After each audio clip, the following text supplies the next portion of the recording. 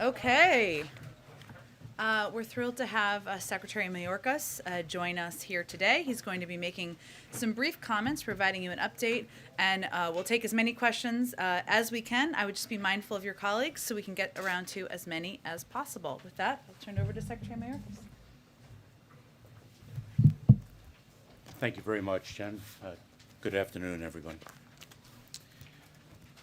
Less than 1 week ago, there were approximately 15,000 migrants in Del Rio, Texas, the great majority of whom were Haitian nationals.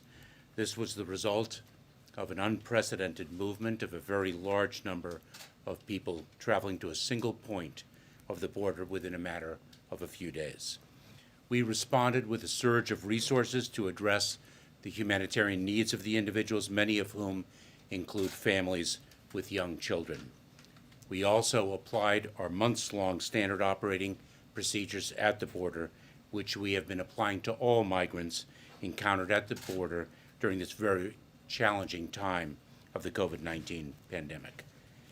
As of this morning, there are no longer any migrants in the camp underneath the Del Rio International Bridge. I will walk through what we have done, how we have done it, explain the processes, and provide data that you have requested. But first, I want to make one important point. In the midst of meeting these challenges, we, our entire nation, saw horrifying images that do not reflect who we are, who we aspire to be, or the integrity and values of our truly heroic personnel in the Department of Homeland Security. The investigation into what occurred has not yet concluded. We know that those images painfully conjured up the worst elements of our nation's ongoing battle against systemic racism. We have been swift and thorough in our response. First, we immediately contacted the Office of Inspector General and launched an investigation into the events that were captured in the disturbing images of Horse Patrol units. We ceased the use of Horse Patrol units in the area. The agents involved in these incidents have been assigned to administrative duties and are not interacting with migrants while the investigation is ongoing. I directed the personnel from the CBP Office of Professional Responsibility to be on site in Del Rio full-time to ensure adherence to the policies, training, and values of our department. The highest levels of the CBP Office of Professional Responsibility are leading the investigation, which will conclude quickly. The results of the investigation I will make public. The actions that are taken are as a result of what we have seen in those images. The investigation will be compelled, the results will be compelled by the facts that are adduced and nothing less. Let me be clear, the department does not tolerate any mistreatment of any migrant and will not tolerate any violation of its values, principles, and ethics. Now, I would like to turn to our operational response.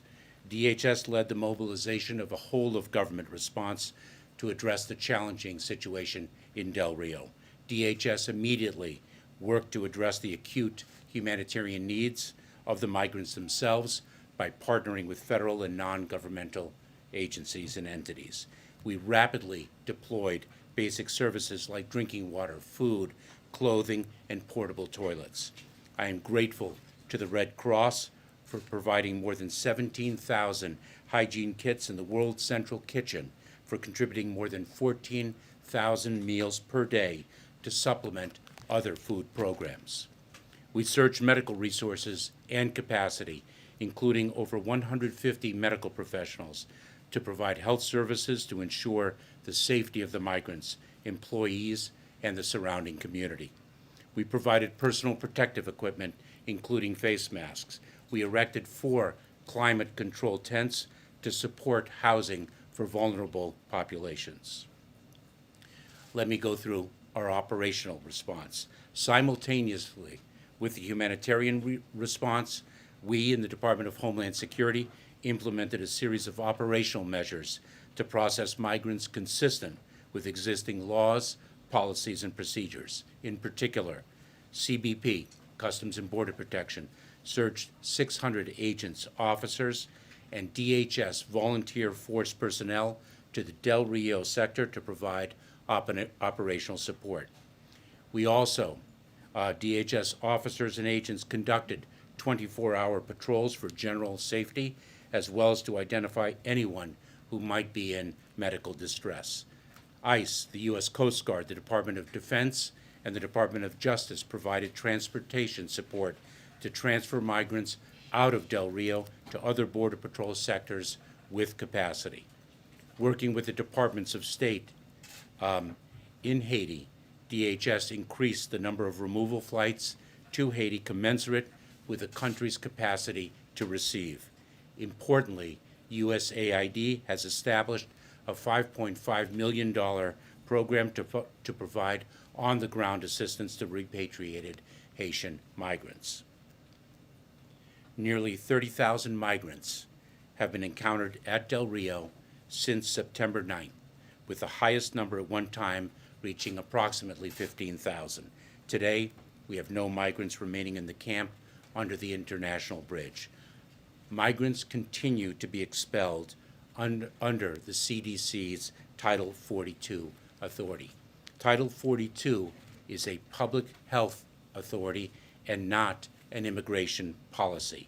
And it is important to note that Title 42 is applicable and has been applicable to all irregular migration during this pandemic. It is not specific to Haitian nationals or the current situation. Some more data. To date, DHS has conducted 17 expulsion flights to Haiti with approximately 2,000 individuals. Those who are not expelled under Title 42 are placed in immigration removal proceedings. Let me take a step back and explain the process. There are two exceptions to the applicability of Title 42, the Public Health Authority.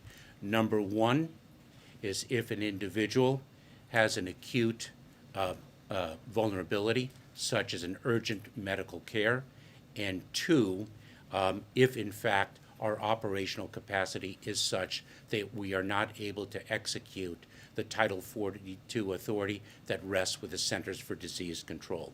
I should also say that there is a Convention Against Torture exception if someone claims torture, which is a distinct legal standard. Individuals, as I mentioned, with acute vulnerability can be accepted from the Title 42 application. Approximately 12,400 individuals will have their cases heard by an immigration judge to make a determination on whether they will be removed or permitted to remain in the United States. That is a piece of data that has been requested of us. If someone is not subject to Title 42 expulsion for the three reasons that I explained: acute vulnerability, operational capacity limitations, or a Convention Against Torture exception, then the individual is placed in immigration proceedings. That means they go before an immigration judge in an immigration court.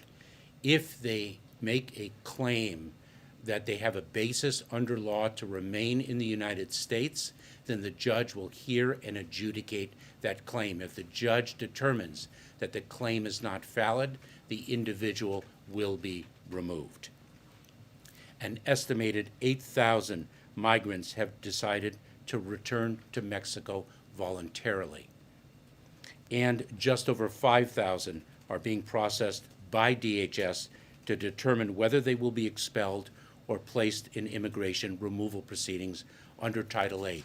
We have previously articulated publicly, we've previously expressed that in light of the fact that we had such a significant number of individuals in one particular section in Del Rio, Texas, that we were moving people to other Customs and Border Protection processing centers to ensure the safe and secure processing of those individuals, and we will assess the ability to exercise the Title 42 Public Health Authority in those processing centers, and if any of the exceptions apply, then we will place those individuals in immigration enforcement proceedings. But if we are able to expel them under Title 42, because that is indeed a public health imperative as determined by the Centers for Disease Control, we will do so. And with that, I'll take your questions. Thank you. Mr. Secretary, thank you very much for coming in to take our questions. The first question is, I was hoping you could explain more of your view that these agents on the border acted in a way that violated policies or procedures. Can you tell us what they did wrong to start? And my second question has to do with how this episode informs your understanding or thinking about the current and ongoing asylum review, and whether perhaps if the administration were to take a more permissive stance toward asylum, membership in a particular social group, that this episode could be seen as one of many in the future. So I think, if I may, you're conflating two very different phenomena, two very different processes.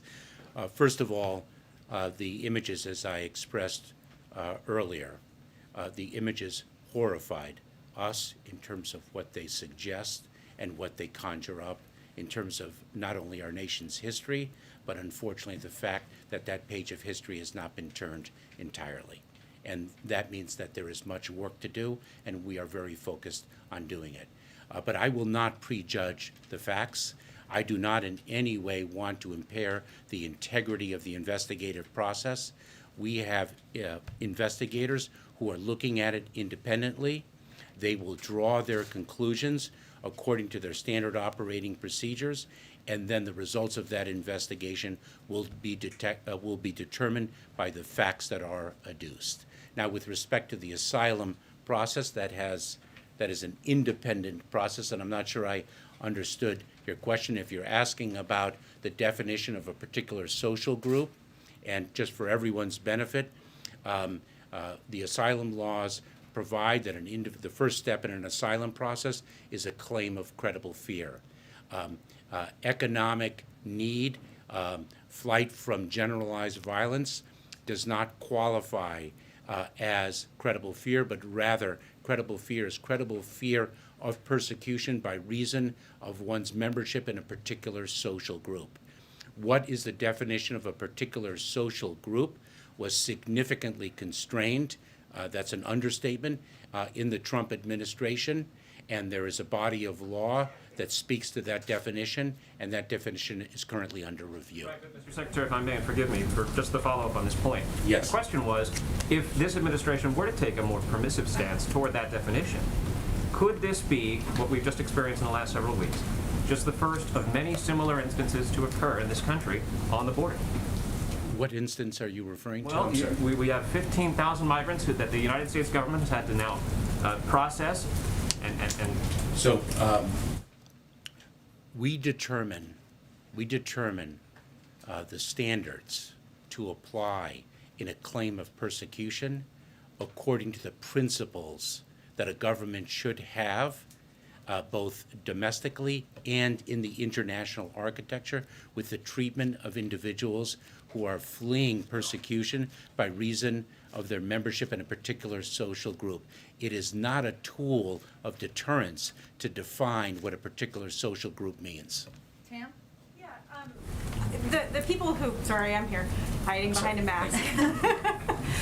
The people who were under the bridge, you've talked about, some of them have gone to Mexico, some of them have been flown to Haiti. The others, are they spread out at CPB holding facilities, or have some been released into the community or released to family members awaiting hearing? So you ask What's a very their status? So let me be clear. So some have been returned to Haiti, indeed. Others have been moved to different processing facilities along the border in light of operational capacity, and then many of them will be returned to Haiti from there, and if any of the exceptions apply, they will not be returned to Haiti but placed in immigration enforcement proceedings. I should say released is a very general term, and I may need to drill down on that if I may. Individuals, some of them are detained, Some of them are placed on alternatives to detention. We remain in touch with them. We monitor them to ensure their appearance in court at the designated time of appearance. Does that answer your question? It does. One other question. And I gave, and I Yeah. provided the data if I need to do so again. Yes, no, I got that.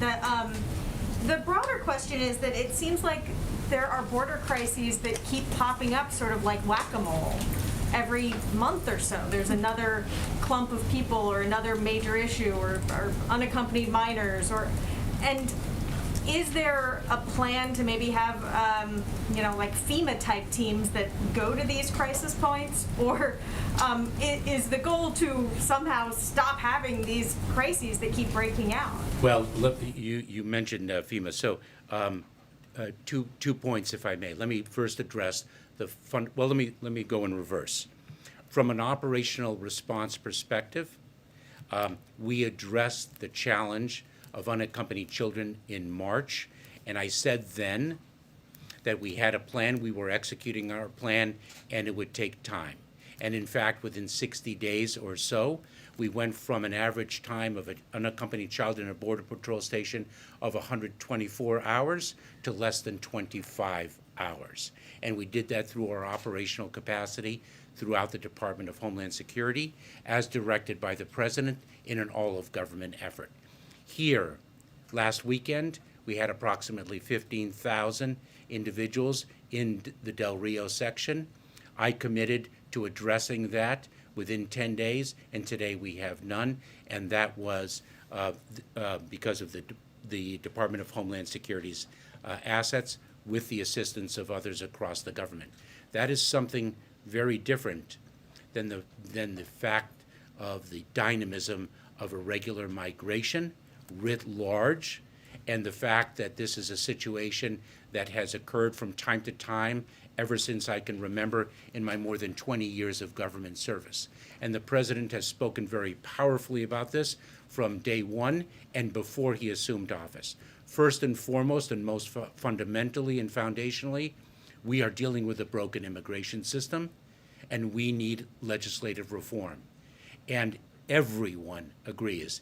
In a world where unanimity is so difficult to achieve, there is one thing as to which there is unanimity, and that is the need for comprehensive immigration reform. And unfortunately, it seems to remain elusive, but our real dedication to achieving it is unrelenting, and we continue to do so. Number one. Number two, we have a three-part plan. We invest in the root causes to address the need, address the reason why people leave the homes in which they live and take a perilous journey that they should not take. Second, the building of safe, orderly, and humane pathways. And third, rebuilding an asylum system and a refugee program that were dismantled in the prior administration. This takes time, and we are executing our plans. Thank you, Mr. Secretary, and thank you for being here. I know we had suggested it'd be great to have you, so it's good to see you in the same week we made that request. Starting with the situation in Del Rio, the mounted units are temporarily suspended. Are you considering eliminating them altogether? So we're going to take a look. What we were focused on right now is addressing the urgency of the situation in Del Rio under that bridge. We are still getting through it. Remember, as I mentioned in response to the prior question, we still have operational needs across the border with respect to this particular population of individuals. But we're going to be taking a look at this. What the Horse Patrol is customarily used to do for everyone's benefit is, horses are able to cross terrain that might not otherwise be traversed. And what they often do, and in fact most often do, is assess a situation and actually assist in helping people in distress. And that horse patrol, the horse patrol that the Customs and Border Protection employs, the Border Patrol specifically, has actually saved lives many times before. But we will take a look. And just because yours is such a sprawling department, you face multiple issues at once. The situation regarding Afghan refugees that are being processed by your department.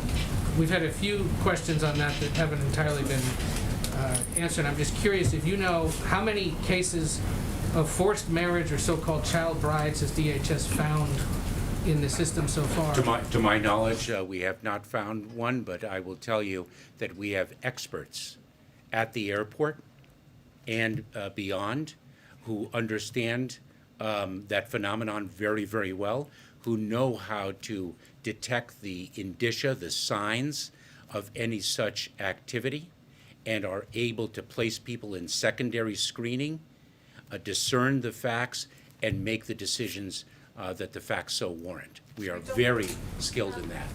Thank you, Mr. Secretary. I know you said you'd be looking into this, but the president was really clear today. He said those Border Patrol agents on horseback seen in those images will pay. He said it's dangerous. He says it's wrong. And he said there will be consequences. So do you disagree with that? Oh, no, I know the president was echoing the sentiments of the American public in response to the images and what those images suggest. But I want to speak to the fact that this investigation will be based on the facts that the investigators learn, and the results of the investigation will be driven by those facts and nothing less and nothing more. The president said that they would pay, so you guys are not on the same page on that. I think the president was speaking in terms of the horror that he observed from seeing the images and what they suggest. That investigation will have integrity, I can assure you of that. Thank you, Mr. Secretary. I understand you guys have been saying since January 20th you inherited a broken system. There's a lot of work to be done here, but you had thousands of people living in squalid conditions, limited opportunities to go through asylum processes here. Advocates have been warning about situations like this for months now. How much responsibility does the administration take for these situations continuing to kind of pop up in various places? So if you're addressing the situation in Del Rio, I will tell you that it is unprecedented for us to see that number of people arrive in one discrete point along the border in such a compacted period of time. That is unprecedented. We have the chief of the Border Patrol, Raul Ortiz, is I think a 30-year veteran, and he has not seen that before. And what we do when we see something that is unprecedented is we respond, and in respond we did. Some Democrats have wanted you to be more lenient on the asylum claims because of the earthquake that Haiti went through. Have you considered that at all, sir? So let me speak to that. We studied the conditions in Haiti a number of months ago, as is our legal obligation to do so. And based on the country conditions that we observed and studied, what we did is we designated Haiti for temporary protected status for those Haitian nationals resident in the United States who were here prior to July 29th. And we were mindful of the assassination that occurred, and we were unsure of the results of that assassination in terms of the stability of the political order. Once a new leader took office and things seemed to settle down, we determined that the July 29th date was equitable to address the humanitarian relief of Haitian nationals already resident in the United States. We have continued to study the conditions in Haiti, and we have in fact determined, despite the tragic and devastating earthquake, that Haiti is in fact capable of receiving individuals, and we are working with Haiti and with humanitarian relief agencies to ensure that their return is as safe and humanely accomplished as possible. I was at U.S. Citizenship and Immigration Services on January 10th, 2010, the date of the last earthquake in Haiti, and that was distinct from the earthquake that devastated people more recently. That had far greater geographic repercussions than this one now. This one, as devastating and tragic as it is, was more geographically limited, and we made a determination based on the legal standards and the facts that in fact individuals could be returned to the country as a whole. Peter. Thank you very much. Just to go back, please, to the images of these mounted Border Patrol officers. You said on Saturday, or rather on the 20th, to ensure control of the horse, long reins are used. The person who took these photos of the Border Patrol agents says, I've never seen them whip anyone. So why is the president out there today talking about people being strapped? So let me let me correct the statements in your question, if I may. It was on Friday. No, if I may. It was on Friday when I was, actually it was on Monday, I believe, when I was in Del Rio on the ground, and I made the statements without having seen the images. I saw the images on the flight back, and I made the statement that I did with respect to what those images suggested. The horses have long reins, and the image in the photograph that we all saw and that horrified the nation raised serious questions about about what occurred. And as I stated quite clearly, it conjured up images of what has occurred in the past. Let me finish. There's also a question of how one uses the horse and how one interacts with individuals with the horse. And so I'm going to let the investigation run its course.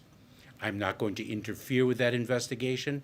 The facts will be determined by the investigators, and then the results will be driven by the facts that are determined. And just to follow up, please, before the facts are in, is it helpful to your investigation for the President of the United States to use inflammatory language like people being strapped?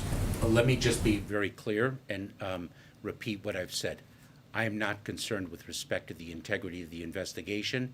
We know how to conduct an investigation with integrity. I served as 12 years as a federal prosecutor.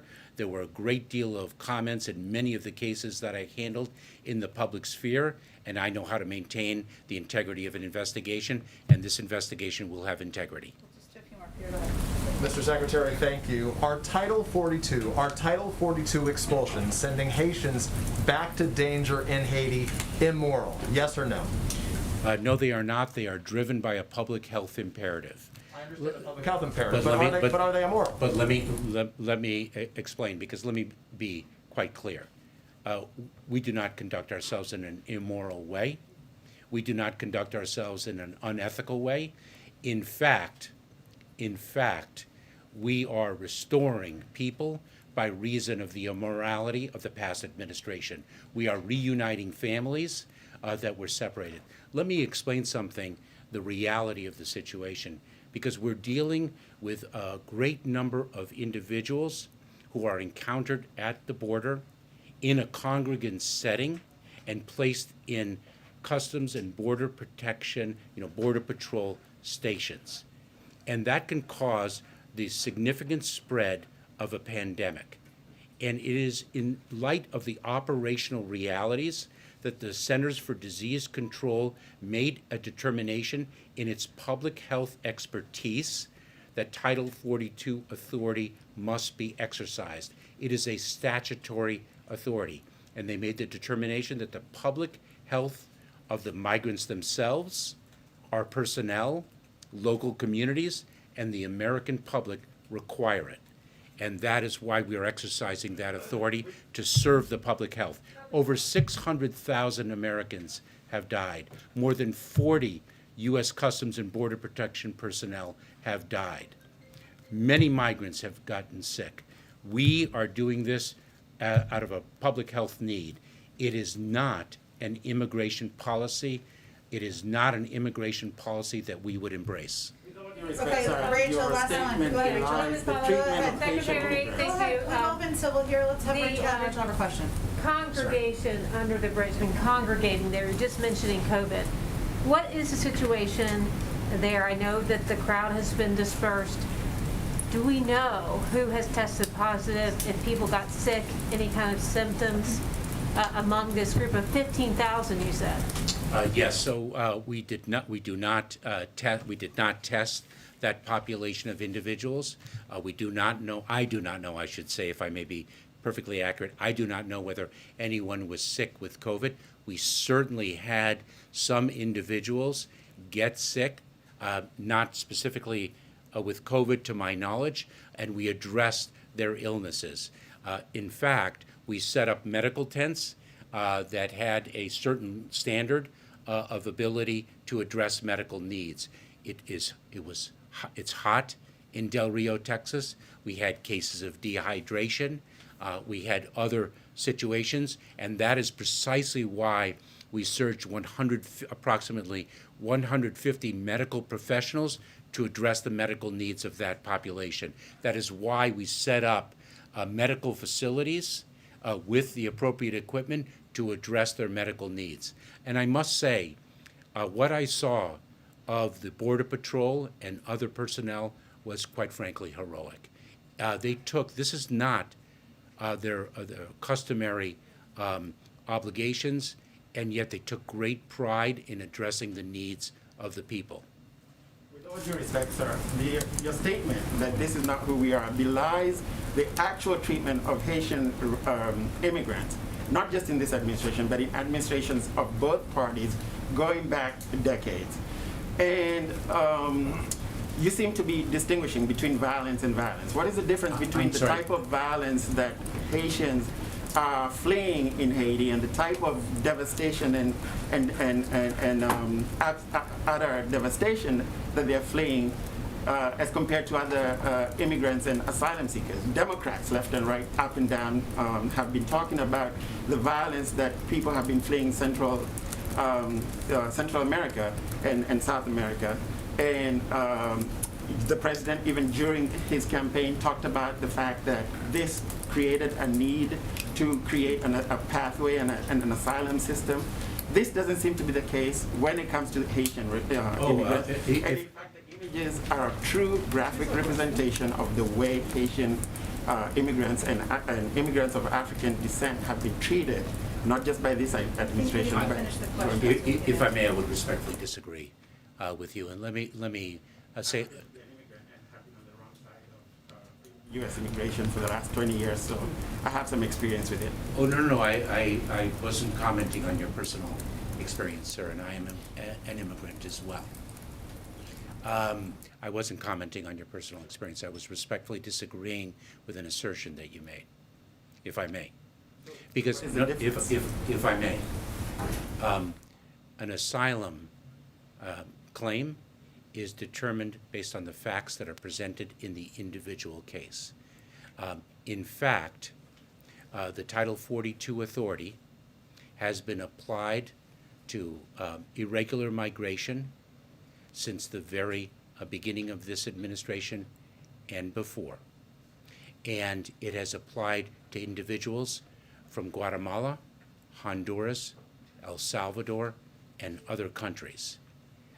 It has been applied equally, and the exceptions that I cited have been the exceptions that have applied to all.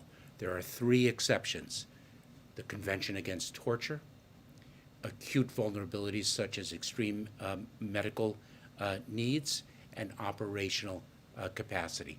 Those are the 3 exceptions. Title 42 authority has been applied irrespective of the country of origin, irrespective of the race of the individual, irrespective of other criteria that don't belong in our adjudicative process, and we do not permit in our adjudicative process. Thank you, Secretary The Mayorkas. whipping, the whips, the horse whips. Sir, have not that is addressed something that horrified us all. And you know, this morning I was on radio, and the interviewer said that it troubled very profoundly the Black and the African American community. And I said one thing, and this should be clear. Those are not the only communities that it horrified. Those are not the only communities that it concerned. Of course, that concern might be most acute given the history in this country and in other parts of the world. But all of America is horrified to see what those images suggest. Thank you so much, Secretary Mayorkas. Appreciate your time. He'll come back, I promise. I know there's lots of questions, but we have to let him go back to his job. Thank you, Secretary. Thank you all. Thank you. Thank you so much, Secretary Mayorkas.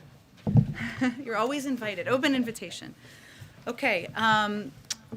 Two items for all of you at the top. In addition, today the Treasury Department released data on the Emergency Rental Assistance Program, which shows that through the month of August, state and local ERA programs, emergency rental assistance programs, have distributed more than 1.4 million payments to households, totaling more than $7.7 billion to support the housing stability of vulnerable renters and landlords. So 420,000 households were served in August, an increase of about 24% since July. Over $2.3 billion in rental assistance was distributed in August, which represents roughly 3 times the amount spent in May.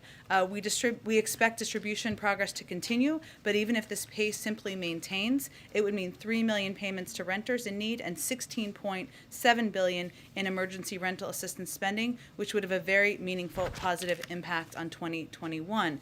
And just quickly on the week ahead, throughout, we'll obviously have more to convey to all of you over the weekend, just to set expectations. But throughout next week, the President will continue to engage with members of Congress and congressional leadership on his Build Back Better agenda and the bipartisan infrastructure deal. They will also discuss passing the continuing resolution, providing disaster relief, and avoiding default. And on Wednesday, and we're obviously leaving some space to do exactly that, and on Wednesday, the President will travel to Chicago, Illinois, to highlight the importance of COVID-19 vaccine requirements for businesses. And again, we'll have more as the week and proceeds. Josh, why don't you go ahead? Thanks, Jen. 2 questions. First, the Quads meeting here at the White House. The president said he doesn't want a new Cold War with China. And yet we've also seen cyber attacks. Businesses are reporting supply chain issues with their suppliers in China. What confidence does the administration and its allies have that China also does not want a new Cold War? Well, what we can speak to is what our intention is. And you heard the president convey clearly in his speech at the UN General Assembly earlier this week that our relationships with China, our approach to China, is one of competition and not one of conflict. I will say, as it relates to the Quad, which is, I think, ongoing unless it wrapped, and we'll have a robust readout for you with all the deliverables. But the focus of that is it's not a security meeting or security apparatus. This is the focus of this group is on COVID, climate, emerging technology, and infrastructure, all areas where it's incredibly important to coordinate with key partners who are in the global community, including in that region. Understood. I guess I asked because the Australian PM said free democracy without saying China. But I guess the second area is Afghanistan, where we had this drone strike, and we now know that this was an aid worker. How did this happen? What does this tell us about our intelligence in Afghanistan? And what are the procedures for accountability going forward? Well, I know last Friday, the Defense Department did an extensive briefing on this and put out an extensive statement where they conveyed clearly that this was a horrible mistake, that this was a tragedy, as is the loss of civilian life in any occasion, and certainly in this case. There's also been, they also announced that they would look back at the CENTCOM review that they announced last week. So that is a process that would be ongoing and undergone at the Department of Defense. I would note, and I'm not sure if this was exactly your question, but some have asked about what it means for our over-the-horizon capabilities and capacities, and I don't know if that's what you were getting at. As we look to Afghanistan, as we look to preventing terrorists from threatening our partners or even threatening our homeland. One, of course, we watch that closely from our intelligence community. They do regular briefings, as you've seen on the Hill. But also, over-the-horizon capacity is not the same as steps that were taken, as it was in the case of this drone strike or the strike before it, where our troops are threatened on the ground and where immediate action needs to be taken in order to prevent or attempt to prevent their lives from being threatened. Obviously, this was a horrific mistake. Over the horizon capacity, you have more time to consider, to look at targets, to consider intelligence, and that's the difference in how we would approach it moving forward. But there would be a look at the CENTCOM review, and that's something that would come out of the Department of Defense. I just want to jump around because I promised I would. Okay, let's go to Al Jazeera first. Yes, thank you. Hey, I've been trying to ask this question for months. I appreciate you taking it. It's a freedom of the press question. Members of the administration, you recently this week have talked about the importance of journalism to democracy. The president also made a point of saying his presidency was different from his predecessor. So why is President Biden keeping the Trump-era charges against Julian Assange? Why is he allowing the prosecution from publishing the truth about human rights abuses in Iraq, Afghanistan, and Guantanamo? And does the president believe the ongoing detention of Assange is reasonable, even moral, given the transparency delivered and the greater good served? Well, I don't have anything new to say on the on Julian Assange, and I would point you to the Department of Justice on that. I would say, though, that we do think of ourselves, and we are approaching this from an entirely different approach of the last few years as it relates to freedom of the press. And I think the Department of Justice's actions as it relates to the prosecution of journalists, or how we're going to look at or go after records, something that the Attorney General made an announcement about, the President has spoken to, is very clear evidence of exactly that.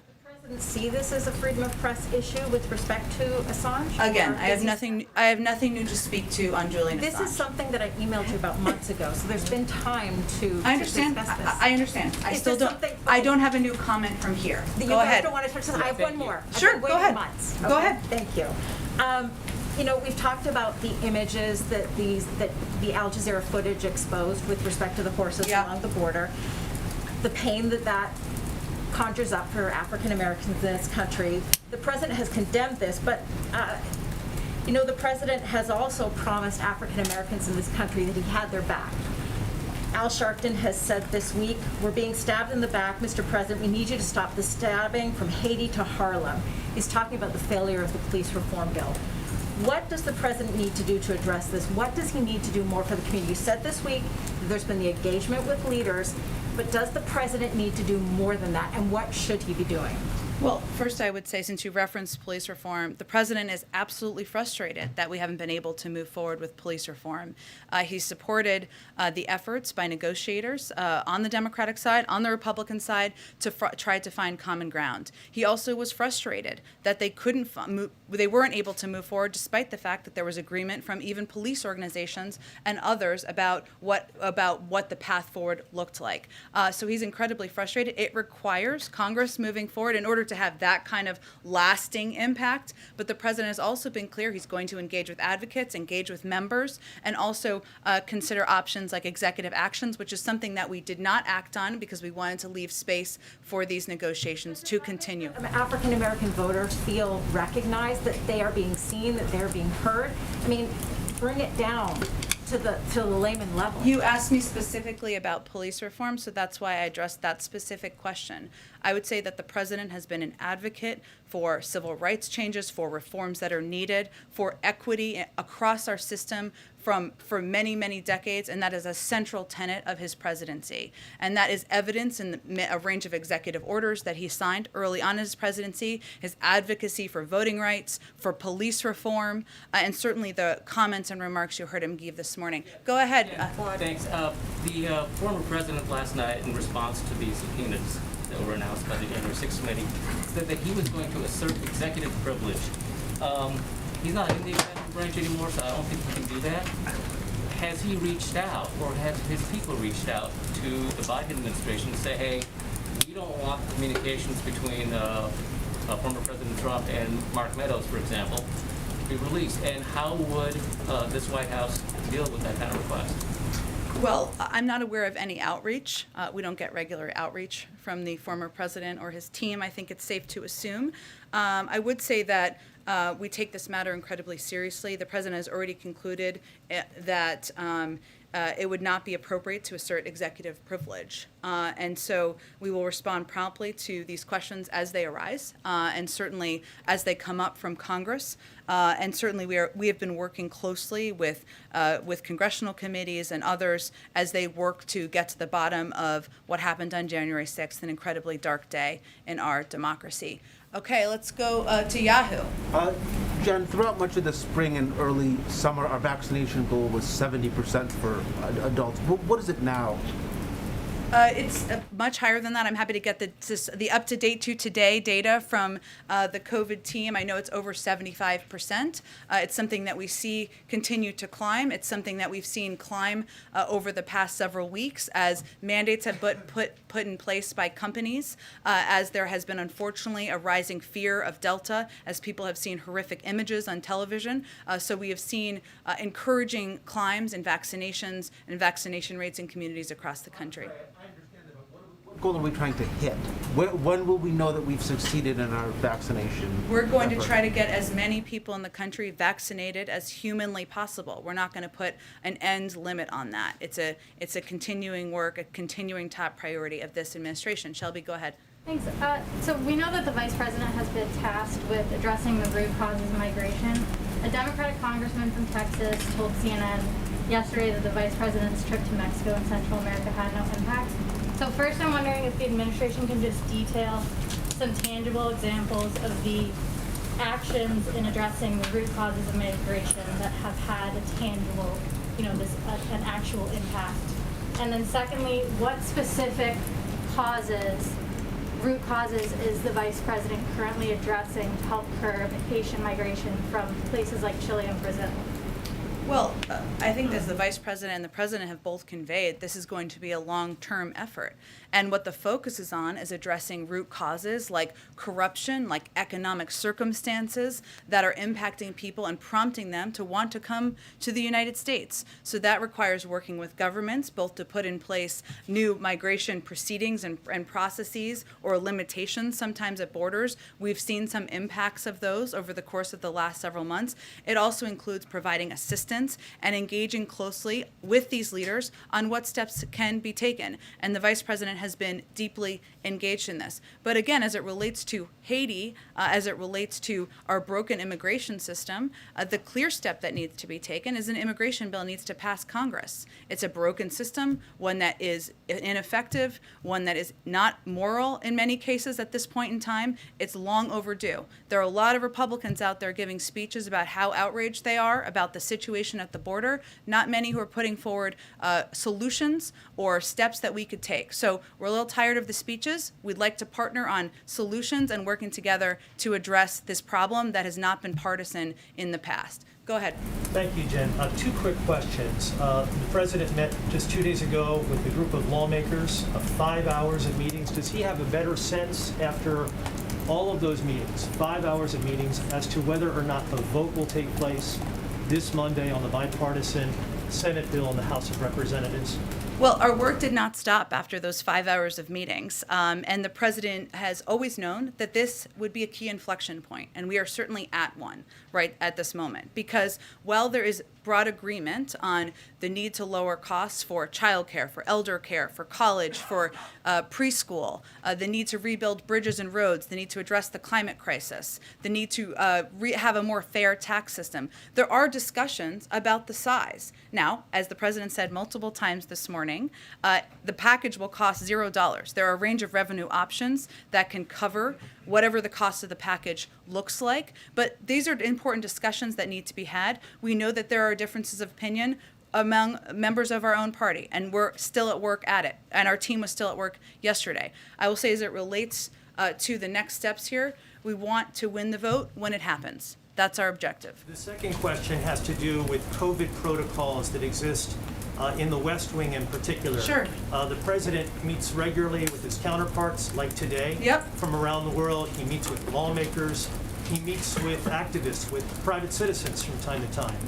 When new ambassadors present their credentials, they do so right now by Zoom. Is there a particular reason why the President doesn't meet with those new ambassadors face-to-face like has been done in the past by other presidents? I know he's eager to do that in the future. I don't have any more information or prediction of when that may happen, but certainly something he looks forward to doing, and he respects and values the role of ambassadors who are serving around the world. Is there a particular reason why he's not doing that right now, why he's doing it by Zoom? It's not a COVID reason, but I'm happy to check if there's a plan for welcoming ambassadors in person anytime soon. Chris, do you have a question? I don't want to put you on the spot. Or Chris may not. Ann, go ahead. Sorry. Okay. It's a Friday. I want to clarify something Sure. You said a moment ago, and then I have another question. When you say that the President has determined that it's not appropriate to assert executive privilege in the January 6 documents matter, is that a blanket statement, or are you going to evaluate the requests from the investigating group as they come in one by one with an eye to not asserting executive privilege? And it's an eye to not asserting executive privilege, Ann. And obviously, some of this is predicting what we don't know yet, but that is certainly his overarching view. Something that you wouldn't turn over that you can think of? I don't think I'm going to get ahead of a hypothetical, but that is what's important for people to know and understand, is that's the principle through which we're approaching this. Okay. And then separately, on the potential government shutdown, has there been any determination or thought put yet to what happens to ongoing COVID-related work during a potential shutdown? I'm thinking of potentially like the Department of Labor working on their mandate ideas. So we obviously want to do everything we can to avoid a government shutdown. I can tell you that as it relates to exemptions, our expectation is, because it's public health work, is that the vast majority of work on COVID would be exempted. But I think it's safe to say that even with that being the case, that having the government shut down and having the impact on systems, on processes, on personnel is not ideal. And more than not ideal would be challenging as we're facing a pandemic, as we're working to get a lot of programs funding out to people across the country, which is why we're focused on avoiding it. Go ahead, Patsy. Thank you, Jen. I have two questions on the Quad Summit and an apology to Anne for cutting in line. So on it's okay. We tried to call in Chris, but it's okay. Quad, go ahead. President Biden said that the Quad is on track to produce 1 billion doses of vaccine by the end of 2022. I believe it's produced and not delivered. And then also on the doses already pledged, the initial 500 million doses announced in June, that's 200 million delivered by end of 2021, the rest by mid-2022, and then the latest 500 million announced delivered by the end of the next year. So first, can you confirm if I have that timeline right? Second, can the world wait that long, especially if the goal to end the pandemic is by end of 2022? That delivery timeline does not seem to support that.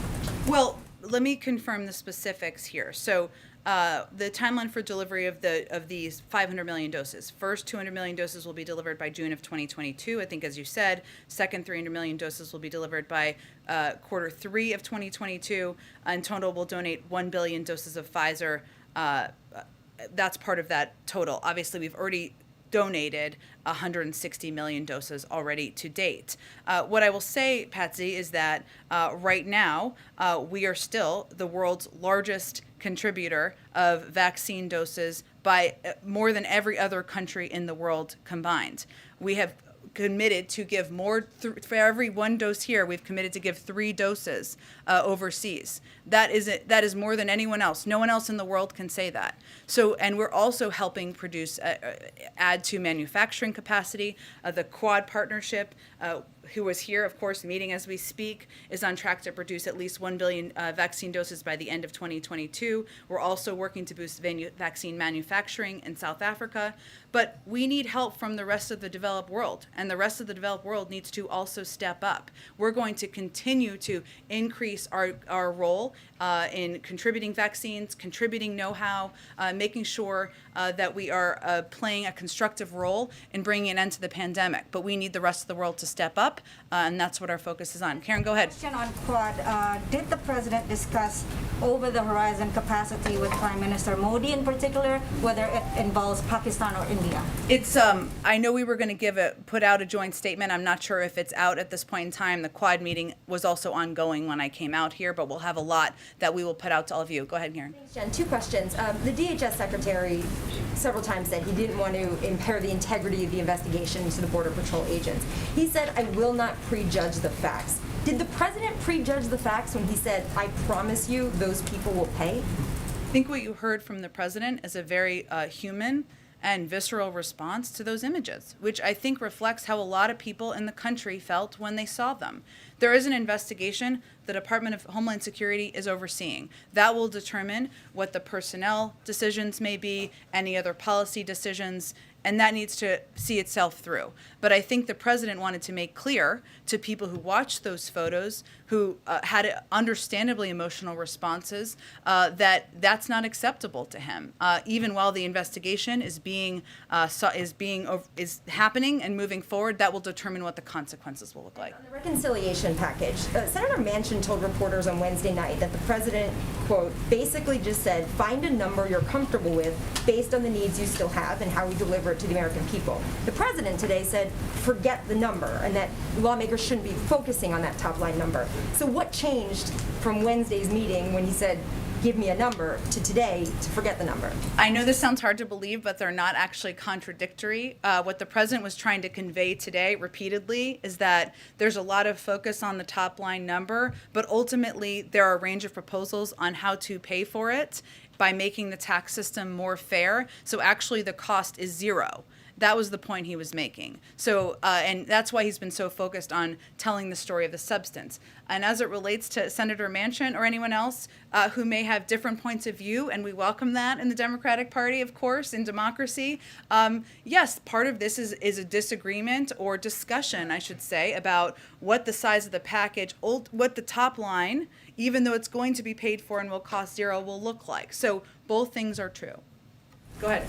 Can I ask, when you talk to the president, what's his approach at this point in time with his domestic agenda? And the reason I ask that is because there have been moments, particularly with COVID relief, where he was basically like, I need this and I need this now to lawmakers. Lawmakers I spoke to and met with them on Wednesday were very clear. He was soliciting information. What are you looking at? What do you need? What's important to you? When does he hit the moment of, all right, I need this now. Like, we need to get this done. This is my red line. We're moving. Well, I talked to the president about this morning. His view is that this is a process, and he understands and has lived through many of these processes in the past. And his approach is you have to listen, you have to hear people out, you have to answer their questions. And yes, at a certain point, you need to forge a path forward and look to unify a range of viewpoints on wherever there may be some marginal disagreements. We're in the middle of that inflection point now. And the next several days, weeks are going to be pivotal in that. There's no question about it. But he also understands and has been through enough of these processes before to know that he needs to listen, he needs to be a partner with members, and he's ready to pick up the phone, invite people down, COVID-friendly snacks, as I said the other day, to play a constructive role in that. He also knows that sometimes those conversations need to happen at a staff level, a senior staff level, or senior staff to member level, or staff to committee level. He knows of all people how this process works, and he's just evaluating hour by hour how he can be the most constructive in unifying a path forward. Go ahead. Just one other question. What, if any, comment does the White House have on the apparent results of the new GOP-backed review of ballots in Maricopa County? The draft report appears to show the president earned 99 more votes, the former president 261 fewer. It confirmed what we have all known for some time, and what millions and millions of people in the country know. And with Republicans pushing for similar reviews in Texas, Wisconsin, Pennsylvania, is there anything the federal government or the White House can do to address that, given that members of your party are concerned about this ongoing attempt or actual review of ballots? That's a good question, Ed. I'll have to check and see if there's anything substantively, which is I think what you're asking me, that we would have the power to do in this case. Go ahead. Thank you, Jen. Two topics really quick. First, the president has said, and you have tweeted, that allegations of wrongdoing based on files pulled from Hunter Biden's laptop are Russian disinformation. There is a new book by a Politico reporter that finds some of the files on there are genuine. Is the White House still going with Russian disinformation? I think it's broadly known and widely known, Peter, that there was a broad range of Russian disinformation back in 2020. Okay. Moving on to the border. Following up on a question from earlier in the week, why hasn't President Biden ever visited the southern border? What would you like him to do at the southern border, and what impact do you think that would have on the policies? Why doesn't he want to go? I don't think it's an issue of wanting to go. I think it's an issue of what's most constructive to address what we see as a challenging situation at the border and a broken immigration system. And his view is the most constructive role we can play is by helping to push immigration reform forward, helping reform the broken policies of the last several years, and listening to his team of advisors who have been to the border multiple times about what the path forward should look like. So why is this the one crisis then that he thinks he can manage better from here without having seen it than going to the southern border and I seeing can it? assure you the president is well aware of what the challenges are in our broken immigration system, something he watched closely over the last 4 years. Okay, go ahead, Steve. Just to put a fine point on your answer to Karen's question, because I'm sure that the union officials and lawyers who will be representing these agents want to know. Is it your view or the White House's position that what the president said this morning is not legally operative with respect to consequences and these people paying? It was simply his personal view and not representative of actions that the government will The take? president was not prejudging the outcome of an investigation either. The president was responding from his heart and responding to seeing horrific photos that we have seen over the last several days. He is the head of the executive branch. The Constitution vests him with the authority in Article 2. You're saying that what he said will not necessarily be the outcome? Again, there's an investigation that's ongoing. I don't know that anyone saw those photos and didn't have a similar reaction to the president's, and that was what it was a reflection of. Go ahead. Thank you, Jen. As you know, Afghanistan situation is still bad and lack of food in Afghanistan. I don't know that the United States has any plan for humanitarian help and assist with Afghan people. We actually do. So I would say the Department of Treasury actually today announced 2 general licenses to allow humanitarian aid to continue to flow in Afghanistan despite U.S. sanctions. And our priority is, of course, ensuring that 100% of humanitarian assistance goes directly to independent organizations like UN agencies and NGOs who can provide vulnerable Afghans with critically needed food, emergency health needs, including COVID-19, and other urgently needed humanitarian relief. So all funds are directly closely vetted through local and international partners. This is one of the reasons we've been focused on getting the airport up and running, and these NGOs and UN agencies are experienced in working in challenging environments to get the food and assistance to exactly the right people. Go ahead. Okay, last one. Sorry, last 2. Go ahead. Quickly, Nancy Pelosi said, as we've noted, that there's going to be a vote. They hope to pass both the bipartisan infrastructure bill and the social safety net multi-trillion-dollar bill, with details still to be ironed out. What is the political risk for Democrats if that does not pass on Monday? We want, when the vote happens, we want to win the vote. That's what our focus is on. We'll let leadership determine the next steps beyond that. Understanding that, but recognizing, as we've heard from some progressives, that they may have as many as 90+ votes who would oppose this right now if there isn't passage by the Senate on the social safety net bill. What's at risk? This is ultimately what the president ran on, that he could get these things done. So what is the risk in terms of the motivating factor for Democrats? Our objective is for when the vote is called for us to be able to win the vote. So I don't think that's a point we're planning for at this point in time. All right. Oh, Rachel, last one. Just one quick question on the January 6th election in Congress. We know he sent out those subpoenas to Trump's inner circle. Congressman Adam Schiff said that he would ask the Justice Department to enforce those subpoenas if necessary. Does the administration and the White House support that?